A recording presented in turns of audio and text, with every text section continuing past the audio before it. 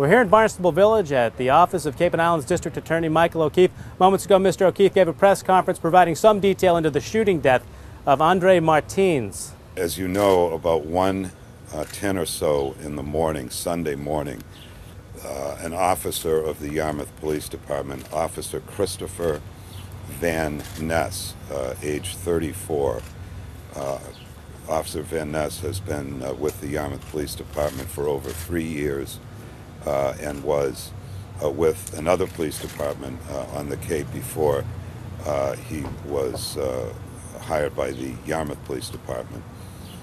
He was observing the operation of a particular motor vehicle at that time of the morning, and at a point on Harbor Road, which is in a residential area of West Yarmouth, the scene of in an area that contains many houses with young families.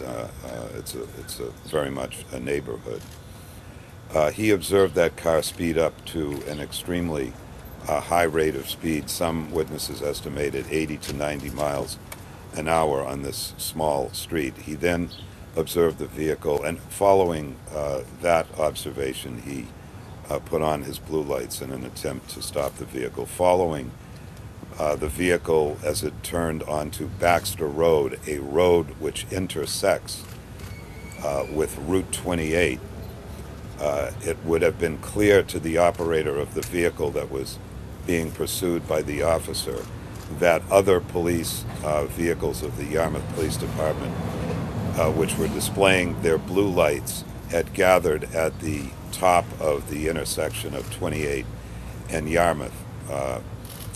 The vehicle in question then turned left sharply onto the lawn of the house at, I believe it's 41 Baxter, as evidenced by the gouging of the lawn, made a number of attempts to conduct a U-turn at that location, and made several movements of the vehicle over the lawn, and it appears impacted the cruiser that was behind it in that attempt to turn around and head back down Baxter Road. The officer was out of the vehicle at that point, issued a number of commands, and several shots were fired during that brief period.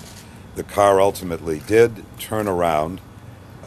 It headed back down Baxter, where it came to a stop several hundred feet or so down the road, maybe even less, and the individual was shot at that point.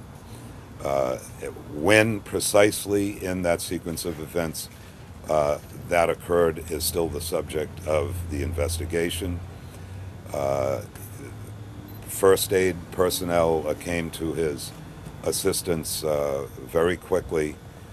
He was in possession of and had what appears to be a marijuana cigarette still in his mouth as he was taken from the motor vehicle. That item has been recovered and certainly is part of the investigation, as will be blood tests and things of that nature from the autopsy. The autopsy was completed today by Dr. Henry Niels, the Chief Medical Examiner for the Commonwealth.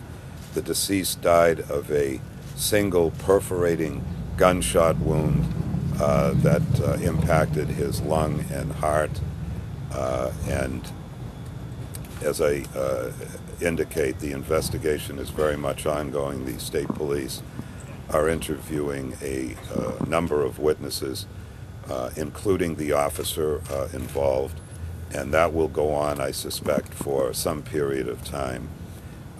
And as I indicated earlier, I hope to have some additional information to give you in the not-too-distant future.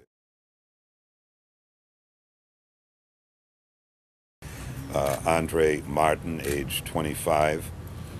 We did not release his name prior to this because he has no relatives, adult relatives, if you will, in the United States.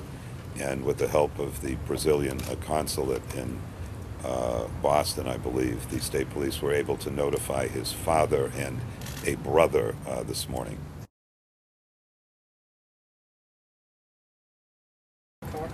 There was a person in the car, and she was a 25-year-old girlfriend of the deceased who has given the state police a very complete statement. I expect they'll probably be talking to her again. She is the mother of two children who we are given to understand are the deceased's children.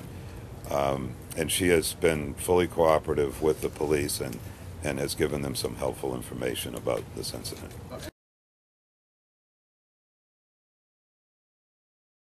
The officer seems to be doing okay. Again, he was treated yesterday and at the hospital himself, obviously impacted by this tragedy, and is speaking today to the state police detectives. He's on the normal administrative leave pending the outcome of this matter.